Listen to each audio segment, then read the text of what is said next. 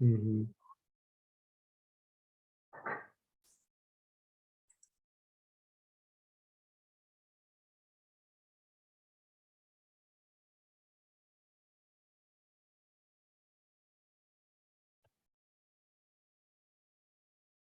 Good morning, everyone. Good morning, Vivian.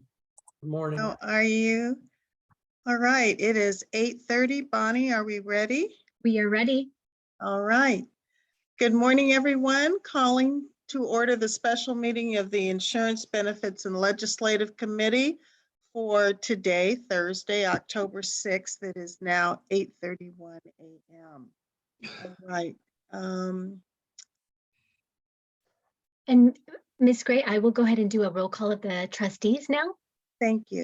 Perfect. So we are conducting this meeting virtually, so I will do a roll call now. Trustees Robbins and Mr. Knox will not be participating in today's meeting. Mr. Santos? Here. Mr. Sanchez? Mr. Moore? Here.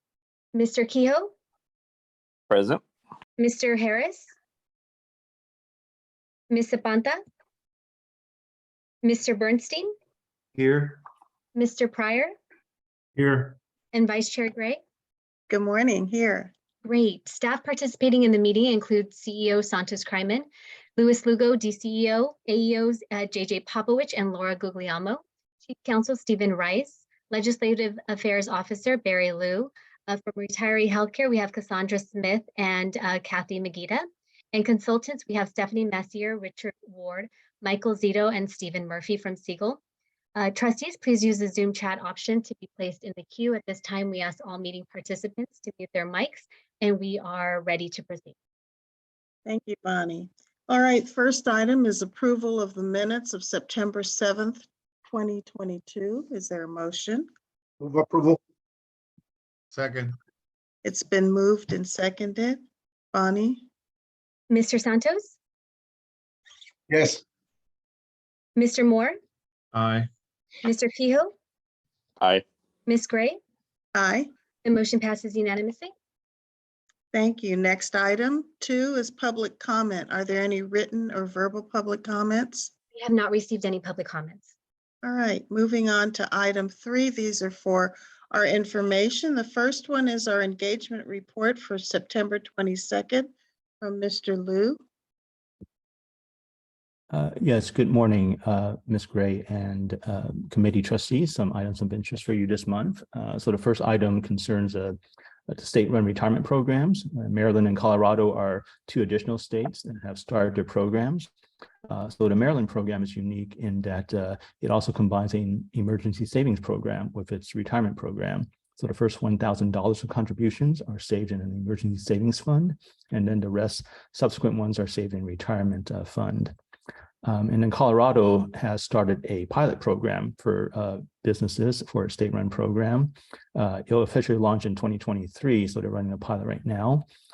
What's interesting is that Colorado has signed an MOU with its neighbor, New Mexico, which also has a state-run program, and that's to that MOU is to reduce fees by sharing a plan administrator, and as well as to provide for portability between the 2 states.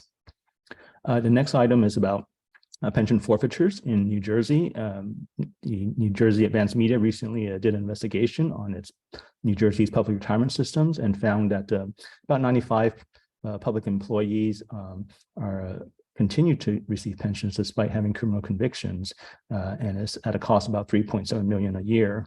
So the pensions in question range from $1,400 to about $110,000 a year, with the median pension about $38,000.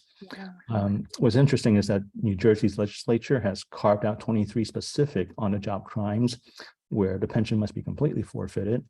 But then in practice, these people's defense attorneys generally will plea bargain for a related offense that doesn't result in a full pension forfeiture.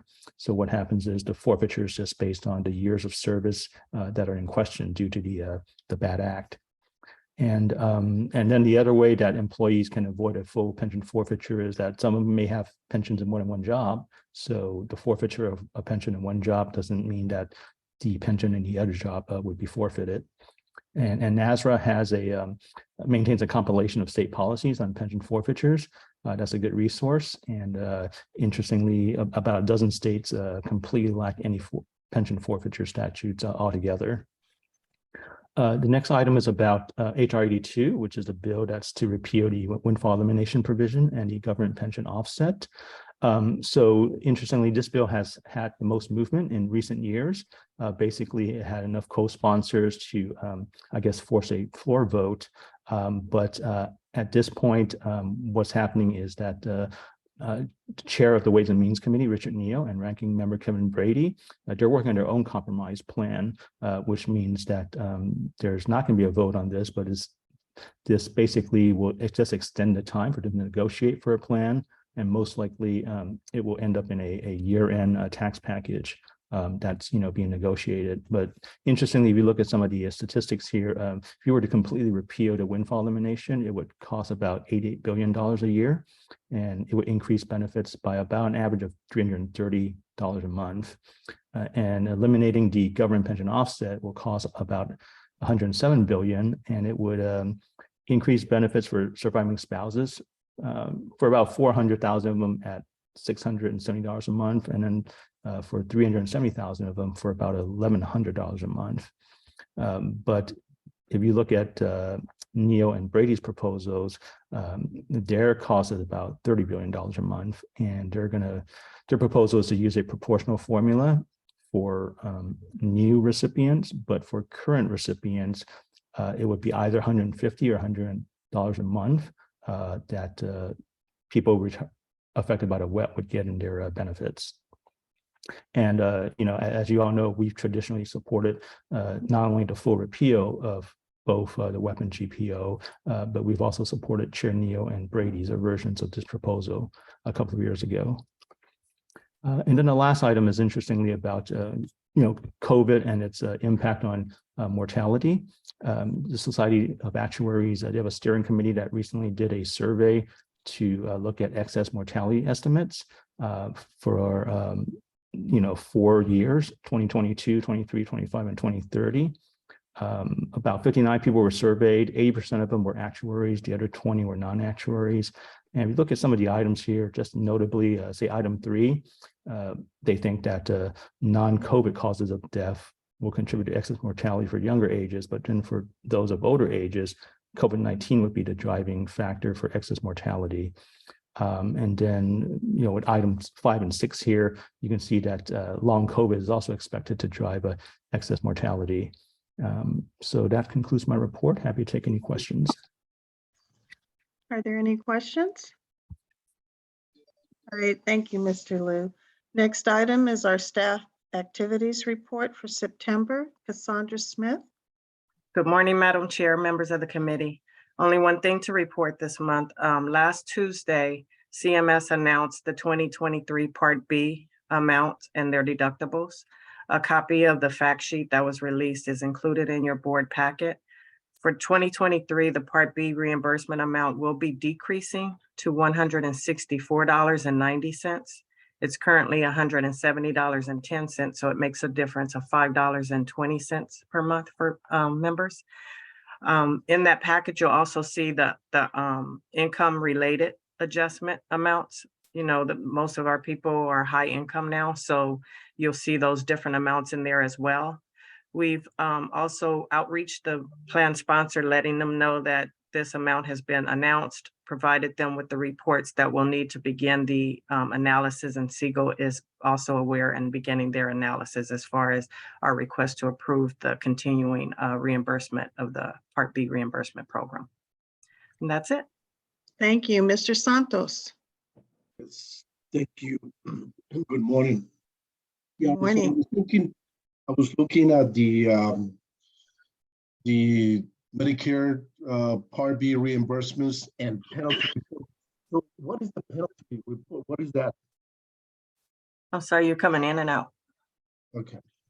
So in the report for the Part B reimbursement and penalty report. So what is the penalty about? Could you explain that to me? The penalty amount are people that did not enroll in Part B timely, And so they have that 10% penalty for every year that they were eligible, but they didn't take it. Initially, when LACERA began offering the reimbursement program per the Board of Supervisors approval, there was a short window where some of our members, if they enrolled during that period of time, were eligible to receive the penalty amount as well. But that number has dwindled significantly. So we have only very few people that are still eligible for the penalty amount. Thank you for that. And staying in that same table, when you look at Kaiser, so it shows senior advantage. So on the code 403, there's 11,000 people there. Right. It's so 403 what does the 403 means? That's really my question. 403 is a one-party retiree only Kaiser Senior Advantage rate.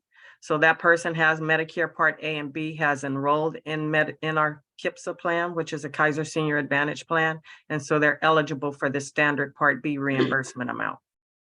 So what is the code for senior and the spouse that is not on Senior Advantage? I forgot the name of it. That would be code 413, which means that the spouse is a basic enrollment, meaning they're under age 65, not eligible for Medicare, while the retiree, or it could be vice versa, is eligible and has A and B. Well, thank you for that. So it's only 1,600 people that are in that dilemma based on, Yes. on the Kaiser. Right. Well, thank you very much. I really appreciate your explanation. I have one question. Excuse me. I have one question, Cassandra. In the past, we were not required to take Part B. All we had to do as retirees with 25 years on is sign up for Part A as required by law. Now, is it such that our retirees have to take Part A and B in order to join in the various senior programs on Medicare? Yes, if a member has or wants to enroll in one of the Medicare plans, they have to have A and B. So there's tier 1 people that we have, our legacy members that are employees for the county or have since retired. That tier was not required to take Medicare. However, when we counsel these members, when they're calling in, we encourage them to take Part A and B because it gives them more options as far as their choices of healthcare plans once they retire and are eligible to enroll in the LACERA program. Does that allow for them to get reimbursed for at least some of the premiums that they pay? Yes, as long as they enroll in the Medicare Advantage or our Medicare Supplement, the Plan 3, they are eligible for the standard reimbursement of currently $170, which will then be $164 in 2023. Okay. Another question I have is the amount that we are reimbursed or not reimbursed with respect to premiums, that depends on your income. Is that correct? That is correct. So I think Mr. Kryman discussed that in his executive report for today. But one thing I noticed that if you are a high earner, that is over 200,000 a year, reading that chart, does that mean, is that your adjusted gross income or just your gross income? You're adjusted. Okay. Yes. So what we're looking at, some of our retirees could pay up to $500 a month or more. Is that with no reimbursement from LACERA? If they're enrolled in the Senior Advantage Plan or the Medicare Supplement Plan, they will receive $170.10 of that amount. Okay. In So 2023, they will receive $164.90 of whatever that amount is. So we're in trouble, Vivian. so I need to retire yesterday. All right. Are there any other questions? Anyone over 65 have a question? Any retirees have a question? Can you make it better for us, Cassandra? We're trying. Thank you so much. All right, let's move on to item C, our LACERA claims experience. Ms. Messier or Messier or Messier? You can call me Steve Murphy. I'll do it this morning. Oh, Steve, but I was looking for Stephanie. Hi, Steve. I had a conflict and we were able to resolve it, so I'm happy to be here this morning. Good morning. All Good morning. right. All right, so we'll do a quick run through the experience. The first page again just gives you an orientation to distribution of enrollment and premiums by plan. So no significant changes in that regard. The next chart, top chart is just showing you the historical non-Medicare renewals. So obviously nothing has changed there. The bottom chart, we're looking at kind of the year-over-year change on a per retiree per month basis. And with respect to Anthem, what we're seeing is that the overall change in, I'm trying to cheat and get my notes. I can't see with all these pictures and screens open. So for Anthem, there's actually a decline from last month's report from 9.9% down to 8.4%. The Cigna plans increased from last month's 3.1 to 12.8. And as we've talked about historically, this is a very small population and a very mature population. So again, we expect to see fluctuations constantly with that group. So not a surprise there. And the Kaiser number declined slightly from 22.7 last month to 21.7. And that is primarily due to some enrollment adjustments. So other than that, there'll be no changes to the Kaiser figures that we looked at last month. In aggregate, looking at the experience for the Anthem plans, you can kind of see the detail there. But again, in aggregate, year over year, we saw a decline from last month, 8.7 to 7.7. So again, kind of positive move in that direction. And go to the Kaiser report. Again, this is static. We usually get this updated about once a quarter. So no changes at all. But as we talked about it last month, a lot of the experience is being driven by a very small number of very large claims. So we'll continue to monitor that on LACERA's behalf. With regard to high cost claimants, again, I think just looking at the Cigna columns here in the center, that'll give you an indication again of some large activity based on a very small population. This report is the prescription drug rebates. We're anticipating an update from CVS for next month's report. So again, this is consistent with what we looked at last month. And then with respect to dental and vision, a couple of interesting trends. The dental claims are trending up slightly from 7.3% last month to 7.5% that we're reporting here. And vision claims actually trended down from last month, which was 3.1% to 1.1% this year.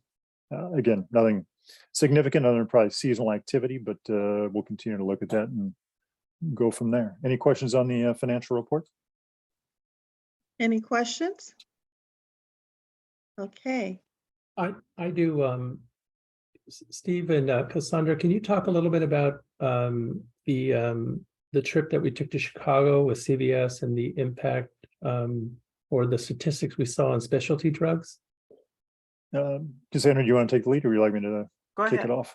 Go ahead. So a really good meeting. I think that we had a chance to visit with a lot of senior staff with regard to kind of the CVS team that supports LACERA for your prescription drug programs. And these are the drug programs that align with the Anthem plans, particularly plans 1, 2, and Prudent Buyer. Those are your non-Medicare plans, as well as the Medicare supplemental plan. And probably not surprising is that I think CVS has done a really good job in terms of managing kind of utilization as well as costs, particularly when it relates to kind of the traditional brand and generic drugs. What we're seeing, and for LACERA, and it's no different than what we're seeing across the country, is that the role or the impact of specialty medications, which are really tailored to treating kind of rare disease or very severe chronic conditions like multiple sclerosis, rheumatoid arthritis, or cancer. There's an explosion in treatment options within that realm, but these drugs are very expensive. As an example, hemophiliac. Treating that condition could be as much as $1 million in 1 year for one patient. So we're seeing roughly 2 to 3% of LACERA's drug users are actually responsible for close to 40 to 45% of total pharmacy spend. So you can kind of see how that is inverted. There are some great benefits to this. As an example, medications that can eliminate hepatitis C. So again, great advancements, but they do come at a cost. So again, this is something we need to look at very closely, not just in terms of kind of utilization impact, but more specifically, the impact it has on the non-Medicare plans lifetime maximum benefit at $1 million. So again, you could have a member, and I think we believe this is the case, is that members historically have looked at their explanation of benefits and seen what their copay is related to a particular drug and going, okay, I had a $10 copayment, or I paid a $30 copayment, and that's the total expense of the drug. And what I don't think they realize is that's just their contribution towards the overall spend of what could be a $500,000 drug.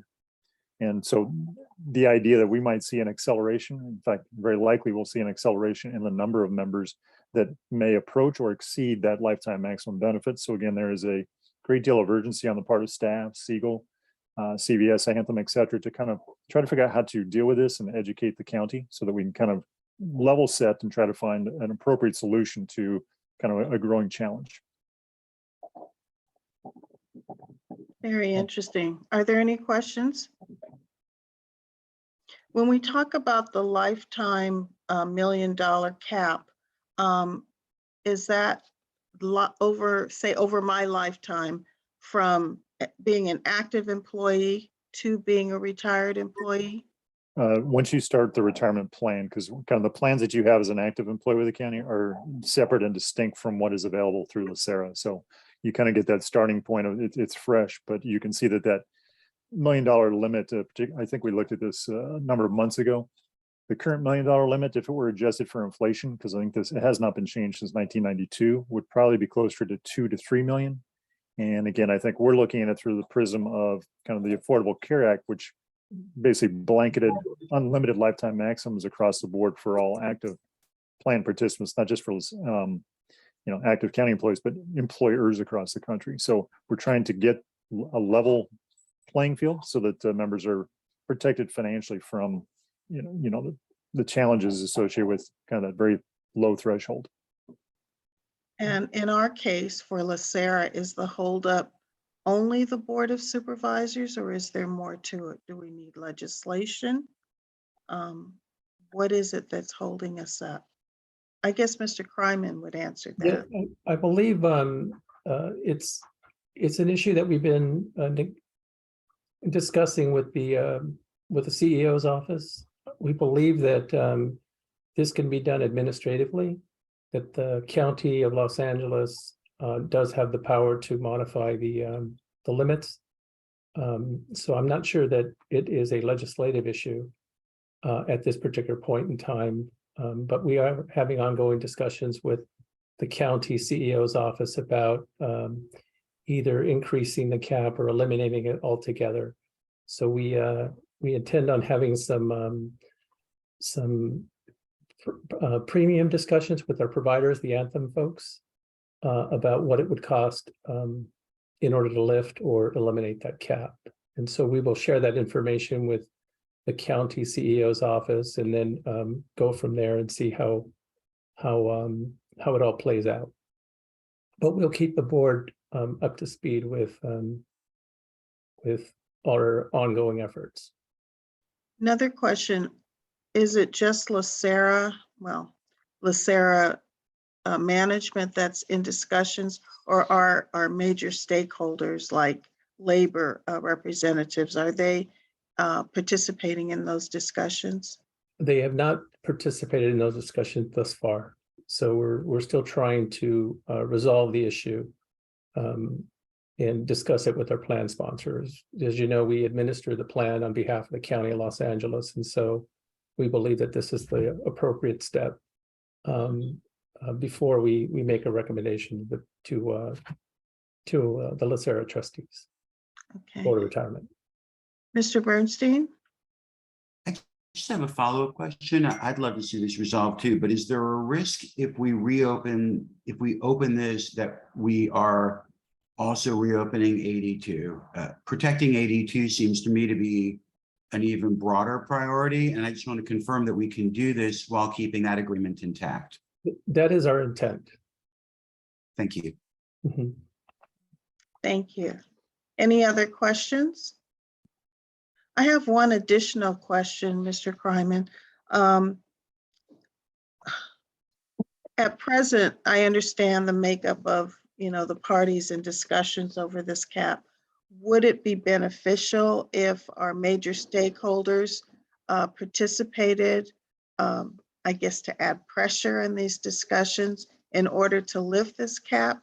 Or are we at a point right now where we're good where we are and just continue with those discussions? I believe that the discussions have been in good faith, and so my preference is that we exhaust all of our administrative remedies, quite frankly, before we make a recommendation to trustees about what other direction we may want to follow in the event that a solution is not arrived at.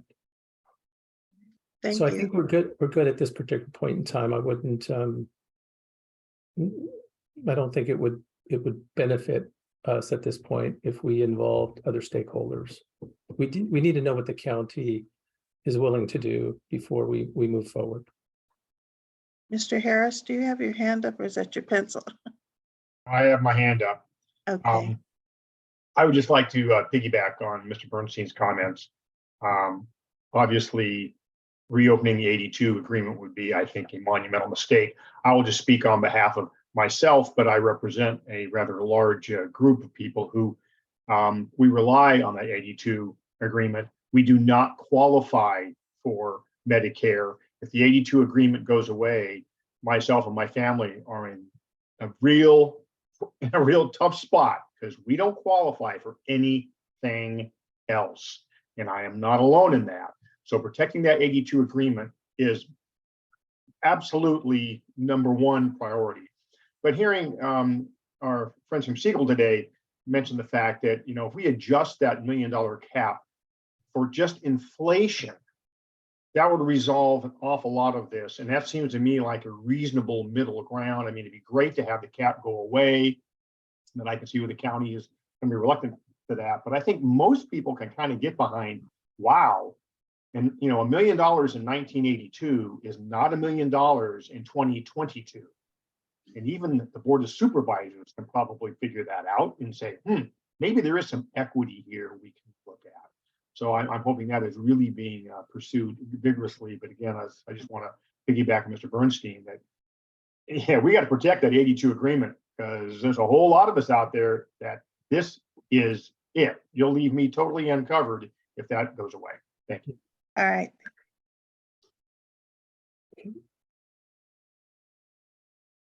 Any other questions or comments? One thing I do have to say is I agree with you, Mr. Harris. When I first became a trustee, the first thing that Ms. Megida showed me was our 82 agreement. And there were a couple of changes and we cannot allow that to go away. That is our golden sword. We need that for everyone. So, maybe that's something we shouldn't touch. Mr. Santos? Well, I'd agree with you that we need to safeguard that 82 agreement. All right. Thank you, everyone. The next item is federal legislation. Steve?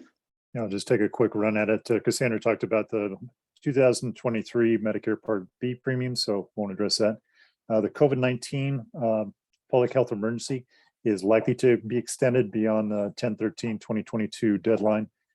So we'll see what comes of that. And we've also, as we mentioned last month, working very closely with your vendor partners to address the reporting requirements associated with the Consolidated Appropriations Act of 2021 for non-Medicare prescription drug reporting. We've got some additional work with Anthem and CVS, but again, working very collaboratively with both to ensure it's done on a timely basis and clarify a couple outstanding issues. And we'll keep you updated, but we'll close it out with that. Thank you. Item 4, items for staff review. Bonnie? There are no items to report. And to everyone participating, on item 5, are there items at this point in time for future agendas? I don't have see any items as well. Okay, thank you. All right, good of the order. In order to save time, does anyone have any comments that they would like to make at this time? And if not, is there a motion for adjournment? So move. Thank you. All right. Thank you, everyone. And I will see you at our Board of Retirement. At meeting. 9:10. We're gonna give it about a 10-minute break and then we'll start at 9:10, so everybody has a chance to stretch out. Thank you. Okay.